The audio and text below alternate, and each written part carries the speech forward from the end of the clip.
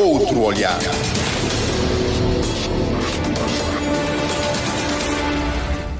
Carla Martins, bastonária da Ordem dos Engenheiros de Cabo Verde, hoje celebra-se o Dia do Engenheiro Cabo-Verdiano. Recentemente eleita, eu gostaria de começar por esclarecer um ponto prévio. Depois do processo eleitoral, houve alguma reclamação? Neste momento, o ambiente é de serenidade ou há crispação?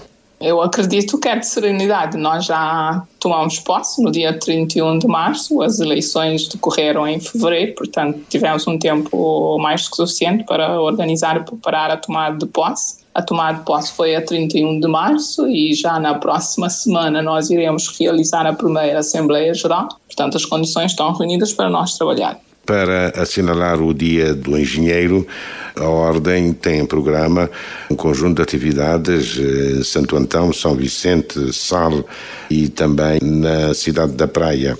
Falam de várias questões, desde a manutenção em infraestruturas hoteleiras, no caso do Sal, passando pela engenharia em movimento, a relação estudantes-comunidade, falam também de diálogos de engenharia no caso de São Vicente, falam da necessidade de uma auscultação ativa e planeamento, falam também no caso da Praia de ética, deontologia e o novo paradigma da Ordem dos Engenheiros de Cabo Verde. Começamos por isto.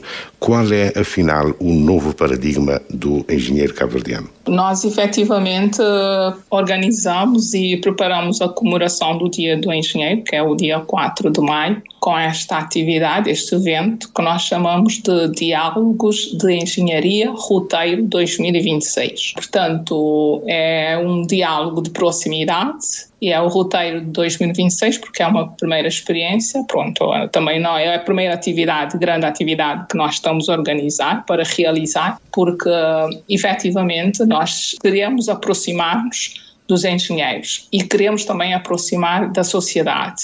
Por isso é que estamos a dar este primeiro passo, um primeiro sinal de proximidade, deslocando-nos para as ilhas para discutirmos os assuntos a nível local, ou seja, as especificidades, os temas também estão escolhidos pelas especificidades das ilhas, como citou o programa que nós elaboramos e preparamos. Portanto, para discutir a nível local as questões específicas, para que também o impacto seja social, envolvendo todas essas entidades que já disse, nas várias ilhas, as questões que neste primeiro momento identificamos como ser prioritário. A ideia foi preparar algo simples, desenvolvido a nível local, envolvendo os engenheiros que estão residentes nestas ilhas, para podermos trabalhar e desenvolver as questões, ou seja, os problemas, os constrangimentos, com soluções específicas para as questões identificadas. Eu vou-lhe propor para fazermos o caminho inverso. Começamos pelo fim. Há uma mesa redonda, o exercício profissional e a ética entre pares. Recentemente eu tinha questionado o seguinte: há engenheiros que trabalham no Estado, que trabalham nas câmaras municipais, que exercem sem inscrição na Ordem dos Engenheiros. Essa questão já foi ultrapassada? Ainda não, e efetivamente este tema que nós propusemos para a Praia, para Santiago, é justamente para que encerrasse todas as outras questões mais técnicas, para abordarmos a questão da ética do seu ponto de vista entre pares. Porquê? Porque além dos engenheiros inscritos, porque o exercício de quem está inscrito, ou mesmo que não esteja inscrito, há algumas situações que nós achamos importante trabalhar, porque a ética ela é abrangente e não diz respeito somente aos engenheiros. A ética ela é transversal a todas as profissões, mas nós na Ordem nós queremos dar uma atenção especial, trabalhar este assunto, discutir esse tema, porque aqui também é importante, porque nós temos um dos eixos que nós propusemos para o nosso programa eleitoral e que também vamos desenvolver, é justamente o rigor estatutário e o exercício da profissão. Portanto, trabalhar com as entidades nacionais, os serviços públicos, que efetivamente contratam engenheiros, mas que não os obriga a estar inscrito. Portanto, nós temos um bom número de engenheiros no país que exercem na administração pública sem estarem inscritos. É uma realidade. E nas câmaras municipais também?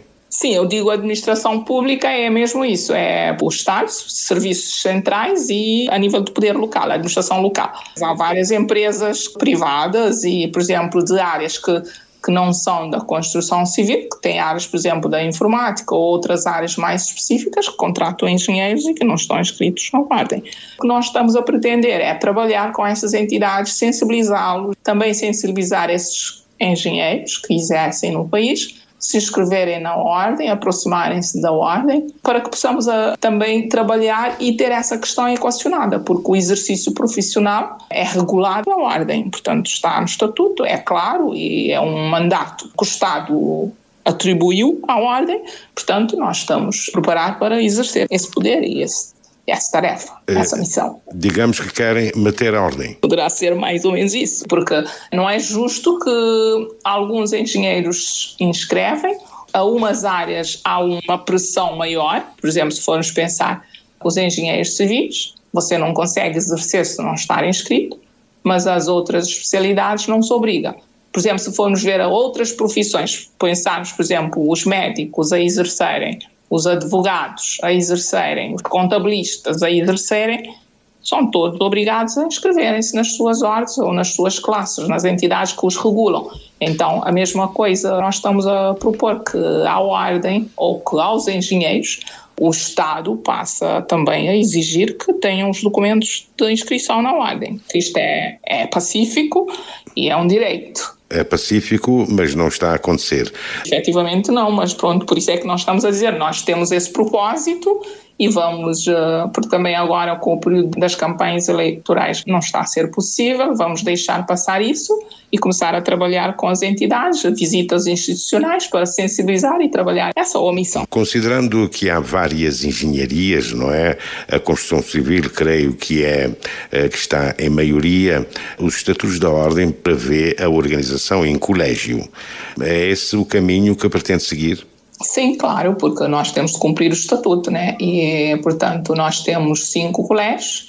Os colégios estão definidos por áreas de engenharias que estão próximas e, portanto, todas as engenharias são obrigatórias a inscreverem-se. Depois de inscrever-se, vai-se para os colégios. Portanto, os 5 colégios existentes compõem, portanto, ou as diversas especialidades, que é o processo que teremos de fazer.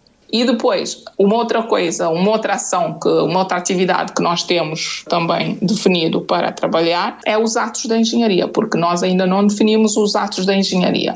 Com isto, nós vamos poder clarificar a atuação dos engenheiros, né? A atuação de quem é engenheiro e de quem não é.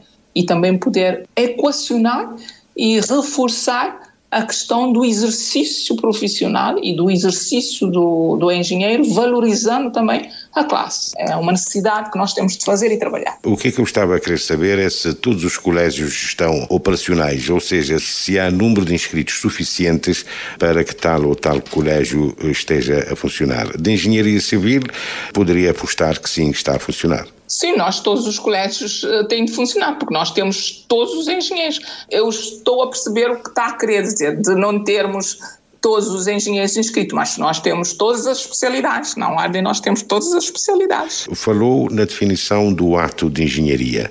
Isso significa pôr um preço?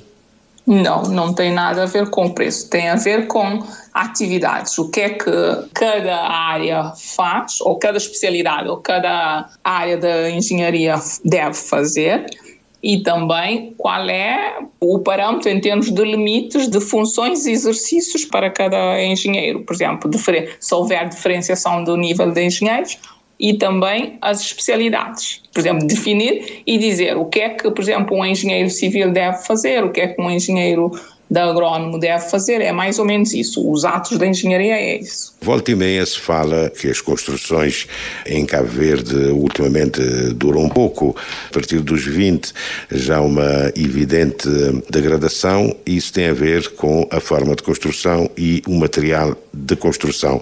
quando mais não seja para ficar mais barato, mais acessível ao bolso do cabo-verdiano. Essa questão da construção está a fazer parte do novo paradigma da Ordem dos Engenheiros. Como eu disse, nós temos a preocupação de envolver e abarcar todas as engenharias, ou seja, em cada área, em cada tipo de engenharia, cada especialidade deve preocupar-se com as questões que têm a ver com o seu exercício. Nós, efetivamente, vamos trabalhar e temos essa preocupação relativamente, por exemplo, à qualidade da obra, né? Portanto, a qualidade da obra está relacionada, por exemplo, com os materiais que se aplicam, qual é a qualidade do material.